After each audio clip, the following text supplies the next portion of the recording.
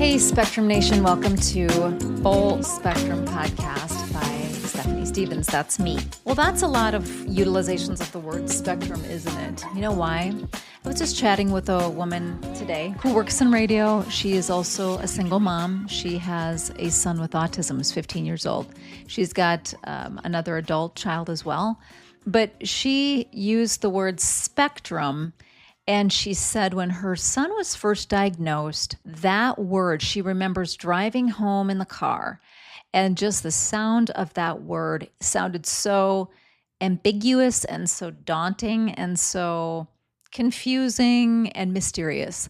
And so we're embracing it for all of those reasons, because autism is a mystery and we're embracing the mystery. So I am calling us, those of us who care for those with young adults with autism or children with autism or related conditions, I'm calling us Spectrum Nation, because we are a nation full of people who care and are committed to the well-being of our loved one and are going to great lengths to making sure that not only they, but also the community at large has a better experience just all the way around, right? So I'm so glad you're listening. Thank you for doing that. If you have not already signed up for spectrumnation.org, why not? Why? It's free.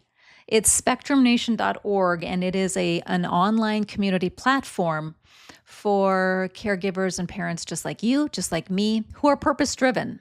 We are purpose-driven. We own our own businesses, or we raise multiple children, or we have other jobs, and we are still somehow managing to run households, or we want to start a foundation, or we want to start our own business, something of that nature, something that lives on the inside of you that causes you to want to elevate your life, empower your child, and impact the world.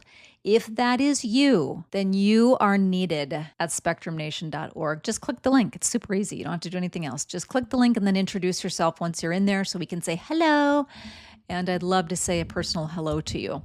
Today, I want to talk about something that came up in an interview I did a few days ago on a radio program. And the radio host asked me two really important questions. One was pretty basic. The other one got me a little bit emotional. But she said, what are some of the misconceptions that people may have about individuals with autism? And I thought that was a great question.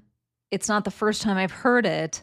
But I think it is so important for us to have this answer in our tool belt, because let's face it, even though the diagnostic rates now are 1 in 31 children being diagnosed annually, yes, I said 1 in 31 children are being diagnosed annually. Despite that fact, it seems as though the vast population is still a bit ignorant as to really what it means, what autism means. What is it?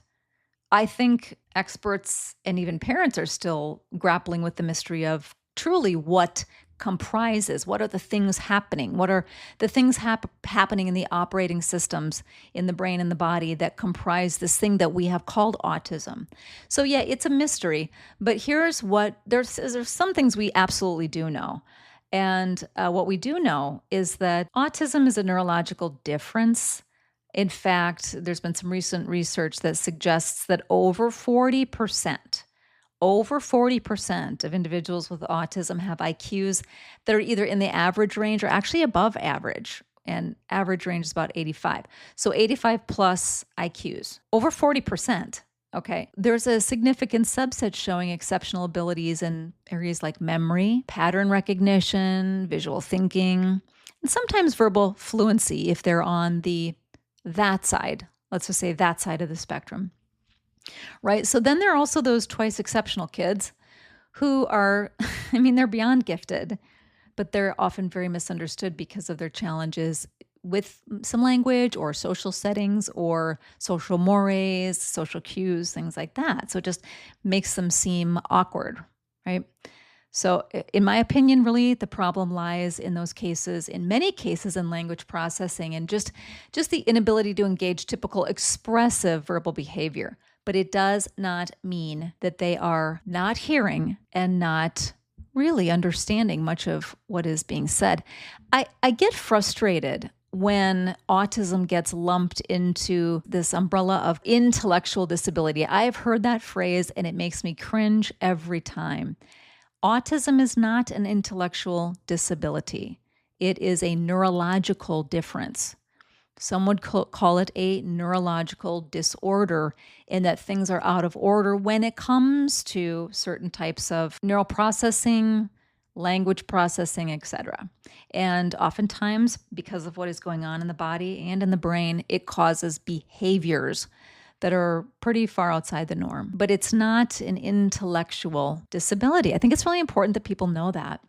So then the other question she asked is where I got a little emotional, because she asked, how can the community at large support parents of children with autism? If they're just, out and about in the community and you happen to see a family or a parent with a child, what would you do? Right? And so really, when I was out in the early days with my son, there would be so many situations where he would be exhibiting some type of escalated behavior. And sometimes it was just he wanted his clothes off.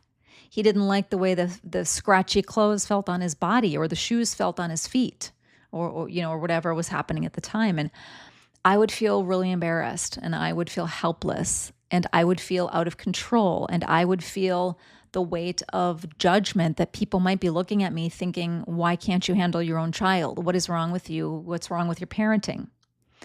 Right? I felt hopeless that I'd never be able to go anywhere with him in public without some type of meltdown. I didn't know if we'd ever be able to get haircuts, because that was actually a therapeutic program we had to run. Same with bath. I didn't know. I mean, there was a really long period of time where he was so aversive to water that a daily struggle was how to get him clean and how to bathe him. I didn't know what our future was going to look like, honestly. I didn't know if we were going to just kind of be one of those families that was going to be housebound and take turns going out and doing stuff, because, he would struggle and scream and cry in the car, and just there's so many things. But as time went on, and as, we had some therapy under our belts, which really did help in so many, many ways. And diet, huge. Supplementation, huge. All of it, huge. I'm a huge believer in a holistic approach to this. You cannot just do verbal behavior therapy or ABA and think, okay, we've checked all the boxes. Oh my goodness, no. So much of what goes on is also inflammation in the brain and things that can be benefited by diet and supplementation. So I'm a huge believer in that. I'm just gonna keep saying that. I'm also looking into some new sorts of innovative enhancements. I don't know. People are doing things like hyperbaric, and again, some people call it all sort of kookery, and some people really, really swear by it. I don't know yet.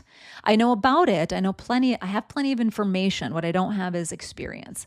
I just think I need to go try it for myself and see what it's like. And then maybe I'd be open to a lot more of those types of things with my son, because I'm open to a very all-encompassing, whole person, holistic approach, mind, body, of course, soul, all of it. So, but back to my journey with my son and leaving the house and feeling all of that discomfort. And whenever I would see someone staring at him, the look on their face, it wasn't a stare like, wow, you're amazing.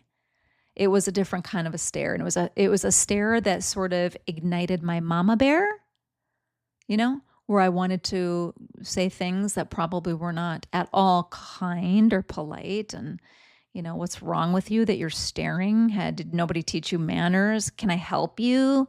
Let's see, what are some of the other things what I would often do is I would often ask, do you have any questions? This is Ben. Hi, this is Ben. I noticed that you're looking at him. This is Ben. Do you have any questions that I can answer for you about Ben? And then they would be so shocked and surprised. It was like, ugh, it would shock them into back to earth. And then they'd look at me and back surprised, like, whoa, you're talking to, hello. It would kind of snap them back into reality. And they'd look at me and say, oh, no, or sometimes they would feel super embarrassed, and then they would say, "Oh, well, what are you guys up to?" Or what's your son's name? And then when that would happen, I would sort of non-verbally internally shoot back my own internal judgments, wondering how on earth somebody could be so ignorant and rude as to stare like that, and not so much as offer a compassionate or curious smile, or even just a hello, hi, just on the slight chance that my son might actually answer back, like say hello back, because he would have. And I remember in those early days too, finding solace in being with other parents like me, because we all had the things. We all had the sensory rooms, and we all had trampolines, and we all had swings, and we all had chewy toys and sensory toys, and all the things that will kind of help keep our kids calm and occupied. And there was no judgment there. We would help each other with each other's kids, And we did that as we were formulating one of the organizations that I co-founded very early on when my son was 4 or 5 years old. One of the first therapeutic centers in the state that I live in back then. It was 25 years ago, 23 years ago. So I would find solace and comfort there. But, that's not really a thing that people do anymore. That was before COVID, and people just do not get together as much anymore as they used to. And if you were going to do that, where, would you want to do that in your house and host a bunch of kids? I don't know. I mean, back in the day, my son would jump off of furniture, and, basically any piece of furniture would be like a jungle gym apparatus. And so there's also risk involved. So my point is, if you see somebody with a child with autism out and about in the community, my response to the interview question was, please, number one, just say a prayer, maybe just a quick prayer to bless them and ask for God's grace on them and ask for strength. Second, maybe understand that this parent may be sleep deprived. They may be overwhelmed. They may be feeling very isolated. They may be doing it alone like I did with 4 kids as a solo parent. I guess I would say, secondly, just smile. Just offer a smile. You'll never begin to imagine how far a smile can go in that man or woman's sense of acceptance and like normalcy. Even if they don't smile back right away, it's okay. They're probably not used to being smiled at so often or noticing somebody smiling at them. They may be uncertain as to why you're smiling, but when they sense your heart, it will warm theirs. I promise. And my final piece of advice would just be to treat them as you would want someone to treat your own beloved son or daughter, should they be in a situation that was outside of their own control. Compassion goes a long way. And I think we could all practice just a bit more of compassion toward each other. That's my take. I'd love to hear your take. I'd love for you to jump into my online support group for parents of children or caretakers of children with autism or adults with autism. It's called spectrumnation.org. We do Zoom calls. We connect in the community. I've got some dynamic parents in there who have raised children successfully, who have their own businesses or have multiple children, who are single parents as well. If you need a circle of strength, get in there, spectrumnation.org. And the truth is, I just want to remind you again, you've been chosen. You can do this. You can't do it alone, but you can do this one day at a time, finding some things to be grateful for each day. And seasons do change, I promise you that. So much love to you. I'm with you in it as always, and I cannot wait to see you on the next episode.